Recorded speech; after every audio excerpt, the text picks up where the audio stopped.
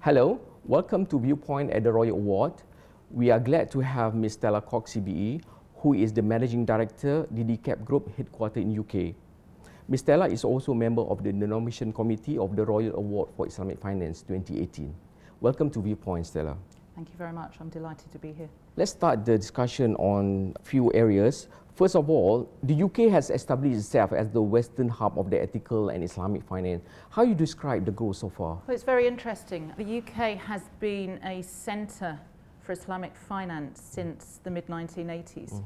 And at that point, developing Sharia-compliant banks and institutions were looking for supply of services and transactional flow that I think London was well suited for. So Islamic institutions came to London looking for structuring solutions, looking for asset origination, looking for diversification of risk, and also looking for a solid capital markets and deep liquid market environment from which to develop the proposition.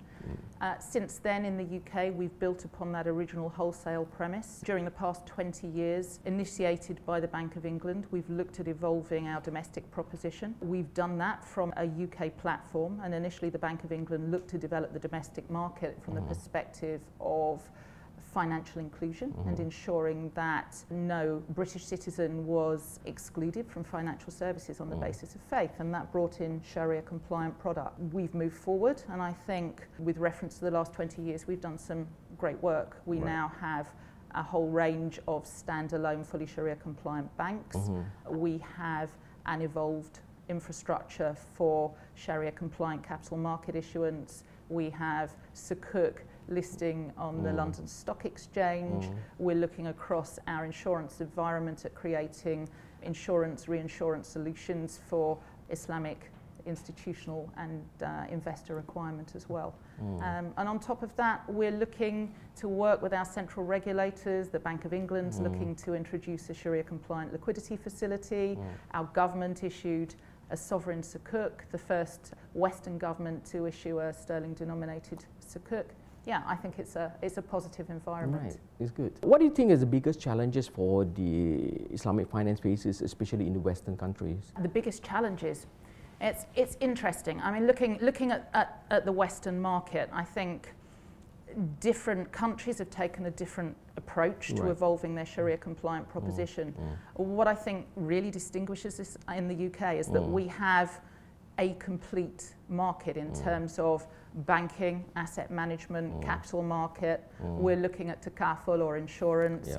And it pushes down as far as the provision that we make for Sharia compliant finance through education, training and qualification.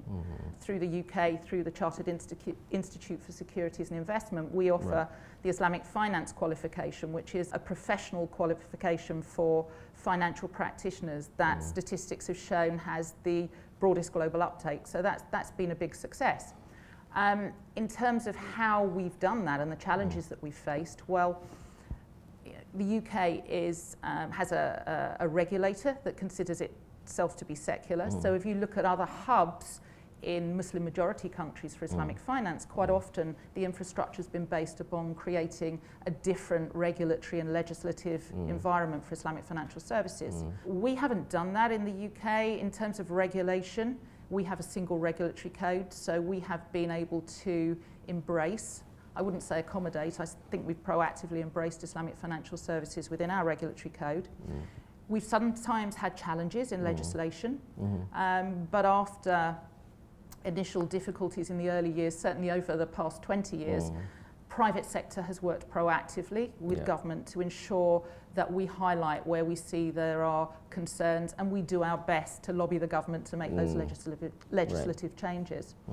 You asked me more broadly about other Western markets. If I look across the EU, I mentioned, I think what distinguishes the UK Islamic financial proposition is that we have authorised a series of standalone, fully Sharia compliant banks. That has been a challenge for other Western markets, although I think if you look across Europe, if you look at Ireland, if you look at Luxembourg, there are initiatives in both to expand their evolved services around asset management, around capital market, exchange-based business, to encompass a Sharia compliant requirement. And we have other markets, including France and Germany, that are looking to incorporate offerings to support Islamic financial services too. All right, let's talk about the SDG agenda. What do you think there's opportunity that lies ahead for Islamic finance in the SDG? It's been an interesting couple of years because SDG, I think, are very relevant to most of us in financial services now. And actually identifying which of the SDG we most closely align with and how we target those to deliver impact is something that resonates with us all. The big dialogue for Islamic financial practitioners over the past couple of years has been how we can better engage and collaborate with other sustainable and responsible investment community subsets. So that's an ongoing dialogue, and I think it is one that we have established industry organisations such as the RFI Foundation, of which I'm a member of the Board of Trustees, to explore that dialogue. Obviously, we in Islamic financial services consider that we have a unique value proposition and we have an identity that I think none of us want to be diluted in any way. So we feel very strongly that because of our very prescriptive and ethical approach to business, that we can explore the dynamics of some of those other disciplines and look at how we engage more closely with environmental, social and other governance considerations to enhance our market governance and outreach, and also to complement some of those other subsets. I mean, if you look at Islamic financial practice, we have built our industry off a banking-based model that's come from an emerging market footprint in Muslim-majority countries in the Middle East and in Southeast Asia specifically as well. However, if we look at ESG momentum, a lot of that has come from evolved Western markets, and it's based around an asset management model or footprint. So prospectively, there's a big dialogue to be had around asset management requirements to further evolve and to invest in new markets, to look for new opportunities. So and to engage with the liquidity that's coming from our core market footprint. Okay, my last question, as a member of the nomination committee, what do you think of the recognition like the Royal Award for Islamic Finance that is important?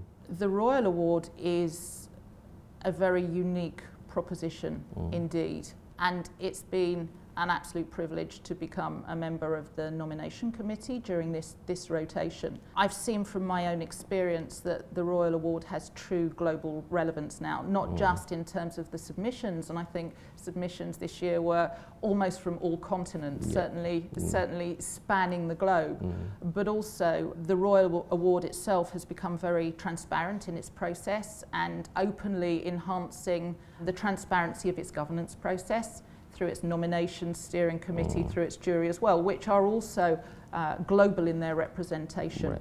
So in terms of the award, because submission and selection is subjected to so many different processes and protocols, and there is both a qualitative and a quantitative overlay to that submission process, that means that before the winner is announced, each of the submissions are subjected to contribution, not just in terms of their own speciality, but in terms of their diverse and broader contribution to the industry, to their exceptional leadership, to their contribution to the architecture of our Islamic financial industry. I think it's quite unique and quite distinct from any other award that I'm aware of that's currently in the international environment. All right. Thank you so much for being here, Stella. Thank you.